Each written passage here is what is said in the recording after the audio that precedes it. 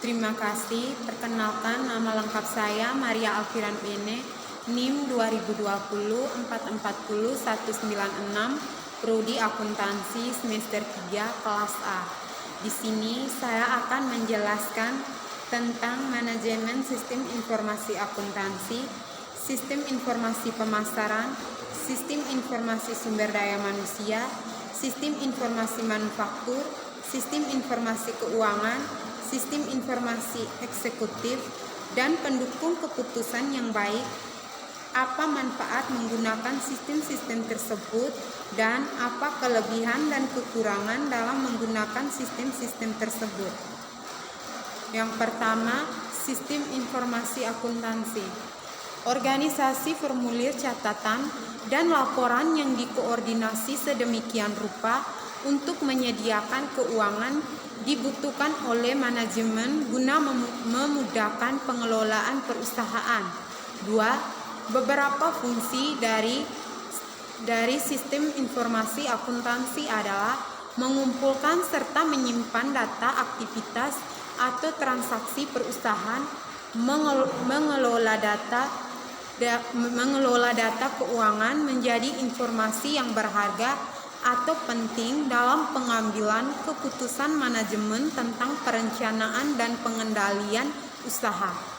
3. Kelebihan dan kekurangan sistem informasi akuntansi. 1. Kelebihan yaitu sistem akuntansi ini lebih transparan dan akurat.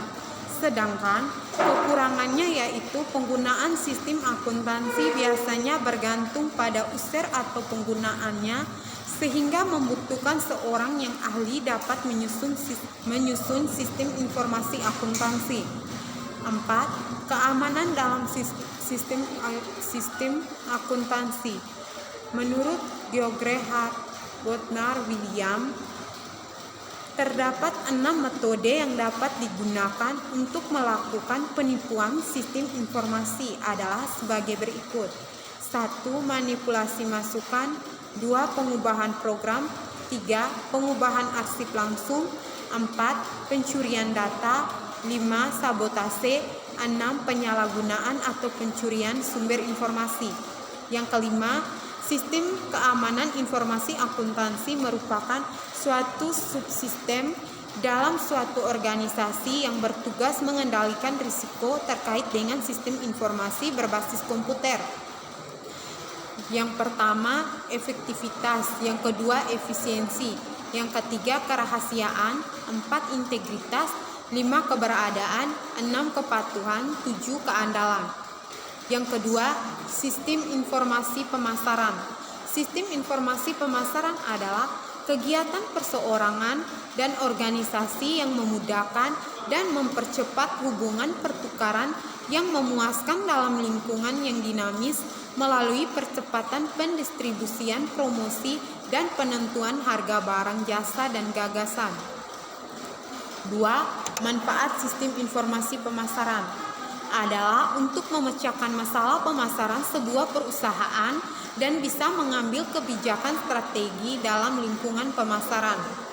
3. Kelebihan dan kelemahan sistem informasi pemasaran. Kelebihan: 1. Menyimpan data penting. 2. Rencana pemasaran yang tepat.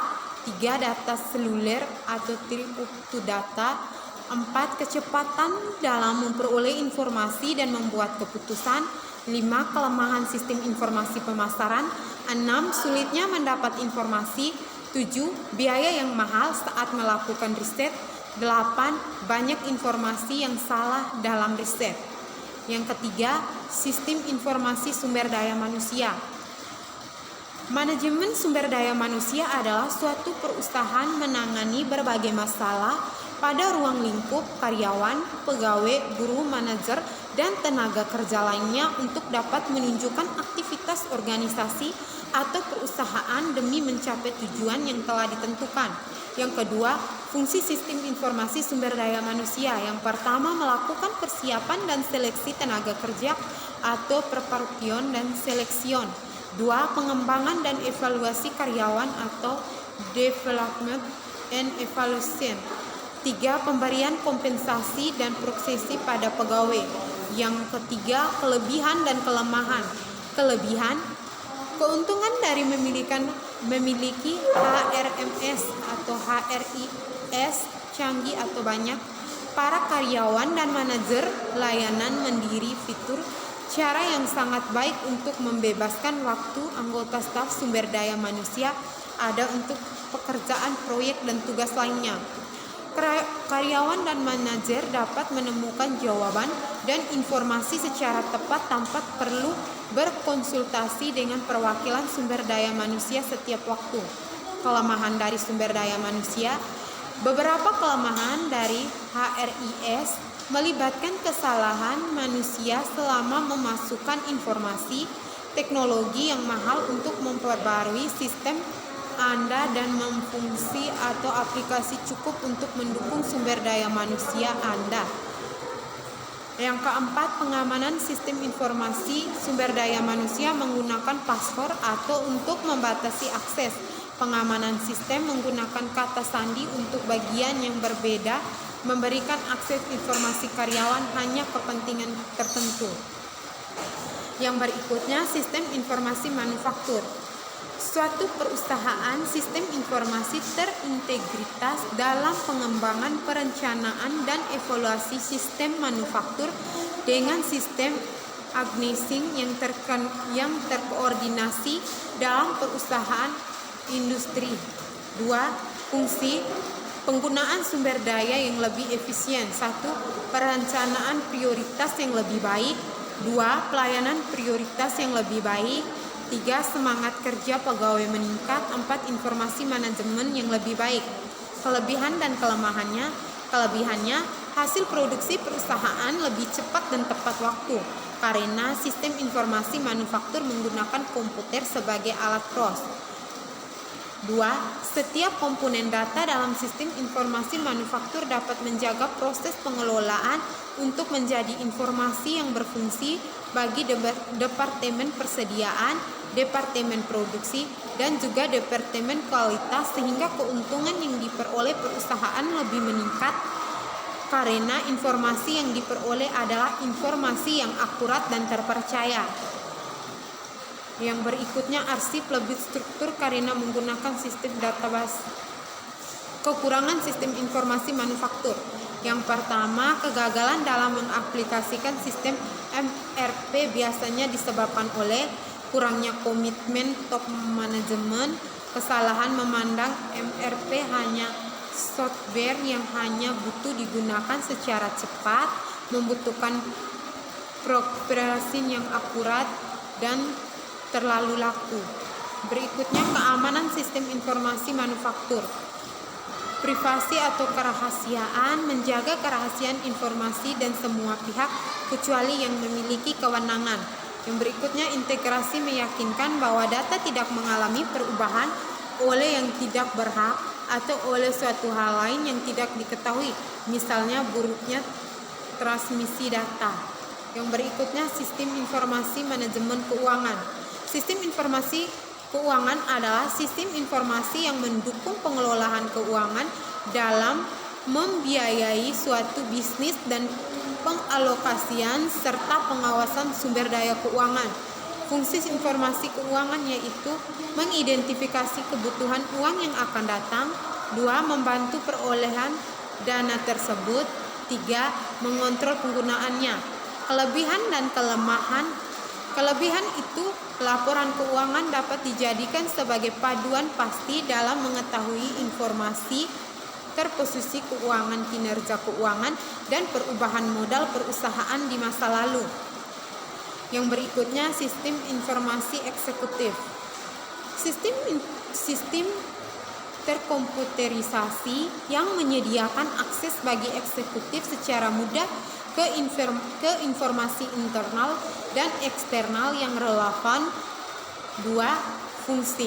Sistem informasi eksekutif merupakan salah satu sistem yang digunakan untuk membantu kegiatan manusia menjadi lebih fleksibel dan mampu memberikan keputusan dan proses pengambilan keputusan yang dibutuhkan oleh eksekutif.